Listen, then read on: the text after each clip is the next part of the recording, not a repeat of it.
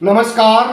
हमारे चैनल में आपका स्वागत है। मैं हूं रामचंद्र मौर्य। साथियों, 5 राज्यों में चुनाव चल रहा है, जिसमें सबसे ज़्यादा बंगाल के चुनाव पर फोकस किया जा रहा है कि पश्चिम बंगाल में ममता बनर्जी चौथी बार अपनी सरकार बना पाएंगी या नहीं बना पाएंगी। क्या बंगाल का किला बचेगा या भारतीय जनता पार्टी पश्चिम बंगाल के किले को भी ढहा करके डबल इंजन की सरकार बना देगी। साथियों, अगर देखा जाए तो पश्चिम बंगाल ममता बनर्जी का बहुत ही अभेद्य दुर्ग है। पश्चिम बंगाल में 2021 में प्रधानमंत्री नरेंद्र मोदी और भारतीय जनता पार्टी ने पूरी ताकत लगा दिया था कोरोना काल में। उसके बावजूद भारतीय जनता पार्टी को सिर्फ 77 सीटें मिली थी।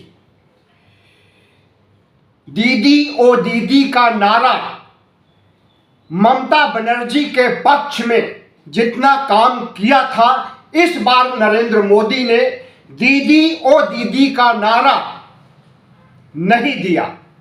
और जिस तरह से हिंदू मुस्लिम ध्रुवीकरण का कार्ड खेल रहे हैं, ममता बनर्जी को मुसलमानों की पार्टी या मुसलमानों से ज़्यादा सिंपैथी रखने वाली पार्टी के रूप में नरेंद्र मोदी चिन्हित कर रहे हैं।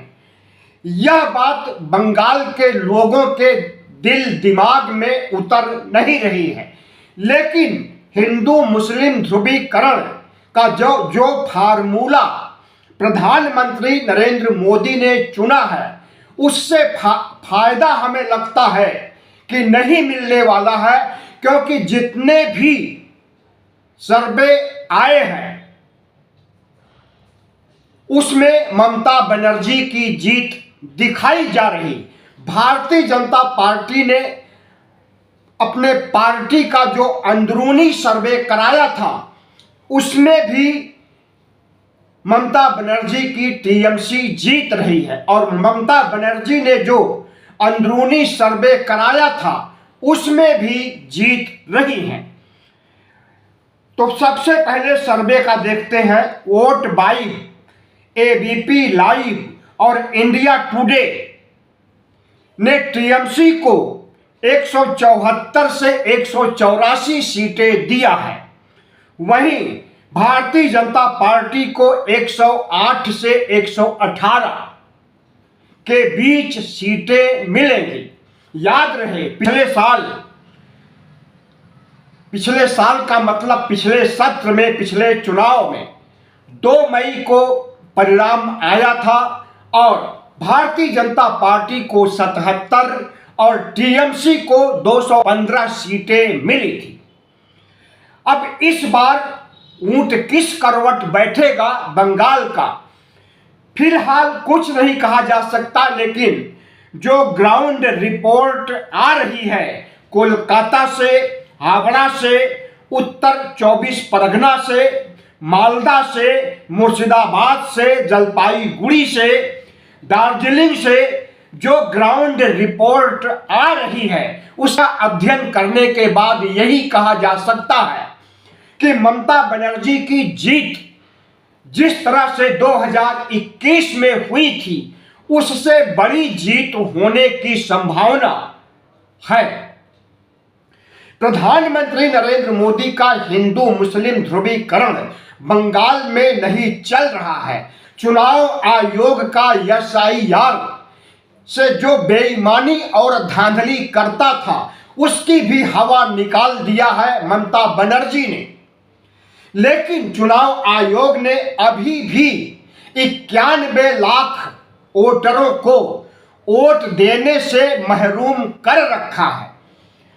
योगेंद्र यादव, जो सबसे बड़े चुनाव विश्लेषक हैं, उनका कहना है कि 91 लाख वोट जो कि टीएमसी को जो वोटर वोट देते थे, अगर उनका वोट काटा जा रहा है तो इससे बीजेपी को बड़ा फायदा हो सकता है, लेकिन इसके बावजूद भी जीत हासिल नहीं होगी, क्योंकि ममता बनर्जी का ग्राफ व्यक्तिगत रूप से अगर वहां पर जब वोट वाइब ने, इंडिया टुडे ने और एबीपी लाइव ने लोगों से सवाल किया कि मुख्यमंत्री के रूप में आप किसे देखना चाहते हैं, तो 48% लोगों ने कहा ममता बनर्जी को और 33% लोगों ने कहा शुभेंदु अधिकारी को। शुभेंदु अधिकारी पहले टीएमसी के कार्यकर्ता या नेता थे। जब से भारतीय जनता पार्टी पिछले 2020 में वहां सक्रिय हुई तो टीएमसी से दगाबाजी करके टीएमसी को छोड़कर शुभेंदु अधिकारी भारतीय जनता पार्टी के पक्ष में आए।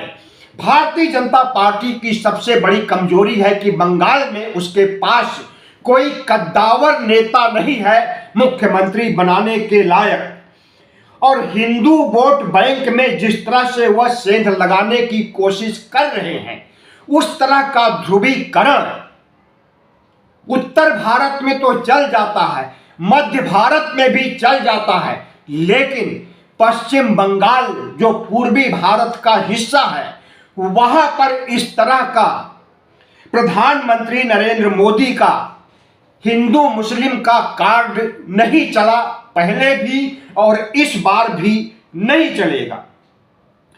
प्रधानमंत्री नरेंद्र मोदी पीएम आवास योजना, उज्ज्वला, किसान निधि आदि की चर्चा तो कर रहे हैं, लेकिन जनता सवाल पूछ रही है कि उज्ज्वला को लेकर के आप इतने बड़े बड़े दावे कर रहे हैं, लेकिन आज जनता, बंगाल के लोग जिस तरह से प्रभावित है कि गैस की सप्लाई बंद हो गई है, एलपीजी की किल्लत है, चारों तरफ हाहाकार मचा हुआ है, तो इसका बुरा इफेक्ट प्रधानमंत्री नरेंद्र मोदी पर पड़ने वाला है, क्योंकि एलपीजी सप्लाई और एलपीजी उज्ज्वला के तहत देने का काम नरेंद्र मोदी ने जो किया था वह सब धराशायी हो गया है। जहां तक टीएमसी की कमजोरी की बात अगर देखा जाए तो शहरों और कस्बों में बेरोजगारों ने मोर्चा संभाल लिया है, यानी एंटी इनकम्बेंसी शहरों में और कस्बों में है, गांवों में नहीं है उतना ज्यादा। तो एंटी इनकम्बेंसी का असर है, और भारतीय जनता पार्टी जो भ्रष्टाचार, हिंसा, तोलाबाजी, सांप्रदायिक तनाव का राग अलाप रही है, कानून व्यवस्था बलात्कार का राग अलाप रही है, इससे कोई फर्क नहीं पड़ने वाला है, क्योंकि भारतीय जनता पार्टी के राज्यों में जितना बलात्कार होता है, जितना भ्रष्टाचार होता है, जितना तोलाबाजी होती है, उतना विपक्ष शासित राज्यों में नहीं होता है। इसलिए प्रधानमंत्री नरेंद्र मोदी और शाह जो भी मुद्दे उठा रहे हैं उसका जवाब ममता बनर्जी तो दे ही रही हैं, बंगाल की जनता भी दे रही है। एसआईआर के तहत बिहार में 65 लाख से अधिक वोट काटे गए थे और उसका फायदा भारतीय जनता पार्टी को मिला था, और जिस तरह से 10-10 हजार रुपए दे करके बिहार में वोट खरीदा गया था, वैसी गुंजाइश बंगाल में नहीं है। प्रधानमंत्री मोदी और शाह इस तरह से जनता को पैसे देकर वोट नहीं खरीद सकते हैं पश्चिम बंगाल में। लेकिन ममता बनर्जी ने जितनी मुफ्त की योजनाएं थी उसमें महारथ हासिल कर चुकी हैं और मुफ्त की योजनाओं की झड़ी लगा दी है। प्रधानमंत्री नरेंद्र मोदी डबल इंजन राज्यों की तरह पश्चिम बंगाल के लिए भले ही आश्वासन दे रहे हैं, लेकिन इस पर किसी को विश्वास नहीं हो रहा है। ममता बनर्जी का पलड़ा भारी लग रहा है और प्रधानमंत्री नरेंद्र मोदी, भारतीय जनता पार्टी और शाह जितना ही कम्युनल कार्ड खेल रहे हैं उससे इनके वोट में इजाफा होने के बजाय वोट घटने का अंदेशा है, क्योंकि पश्चिम बंगाल एक ऐसा राज्य है जहां पर भारतीय जनता पार्टी का चुनावी कार्ड जो उत्तर भारत में चलता है वह नहीं चल पा रहा है।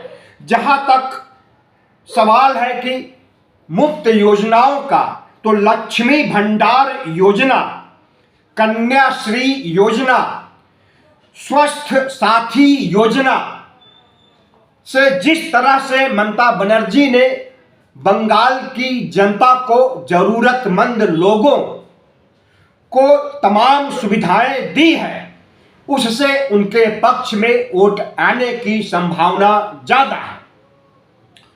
प्रधानमंत्री नरेंद्र मोदी और शाह के रात दिन पसीना बहाने से 77 सीटों से अधिक सीटें आने की उम्मीद तो है। हो सकता है यह आंकड़ा बढ़ करके 100 तक भी पहुंच जाए, या फिर जैसा कि वोट वाइब, इंडिया टुडे और दूसरे सर्वे कह रहे हैं कि 108 से 118 सीटें मिल सकता है, तो हो सकता है कि 118 तक पहुंच जाए, लेकिन यह जादुई आंकड़ा नहीं है। जादुई आंकड़ा अगर किसी के पास है तो वह ममता बनर्जी है, और कांग्रेस और लेफ्ट दोनों का लगभग सफाया है। तो देखा जाए तो ममता बनर्जी हैट्रिक लगाने जा रही हैं, और जिस तरह से ममता बनर्जी भारतीय जनता पार्टी और आरएसएस की पोल खोल रही हैं, जिस तरह से प्रधानमंत्री नरेंद्र मोदी की कमजोर नब्ज पर उंगली रख करके इनके एक एक पापों को गिना रही हैं, उससे ममता बनर्जी का पलड़ा भारी लग रहा है। लेकिन योगेंद्र यादव जैसे वरिष्ठ विश्लेषक का अगर कहना है कि 91 लाख लोगों के नाम काटे गए हैं, उन्हें वोट देने का अधिकार छीन लिया है चुनाव आयोग ने, तो हमें लगता है कि इसे गंभीरता पूर्वक लेना चाहिए। और अभी जो समय बचा है उसमें सुप्रीम कोर्ट कोशिश कर रहा है कि अधिकांश वोटरों के नाम जुड़वा दिया जाए, और अभी एसआईआर खत्म नहीं हुआ है, अंतिम निर्णय सुप्रीम कोर्ट का नहीं आया है, और 23 और 29 अप्रैल को चुनाव के पहले 91 लाख वोटरों में से अधिकांश के नाम जुड़ जाएंगे, इसकी पूरी संभावना है। तो साथियों देखिए होता क्या है, सबसे बड़ा सवाल तो यही है कि ममता बनर्जी का बंगाल का किला, जो कभी लेफ्ट का किला होता था, जिसे ममता बनर्जी ने ढहाया था, तो क्या ममता बनर्जी के किले को भारतीय जनता पार्टी ढहा पाएगी? 4 मई को पता चलेगा। धन्यवाद। वीडियो अच्छा लगा हो तो चैनल को सब्सक्राइब कीजिए, लाइक कीजिए और शेयर कीजिए।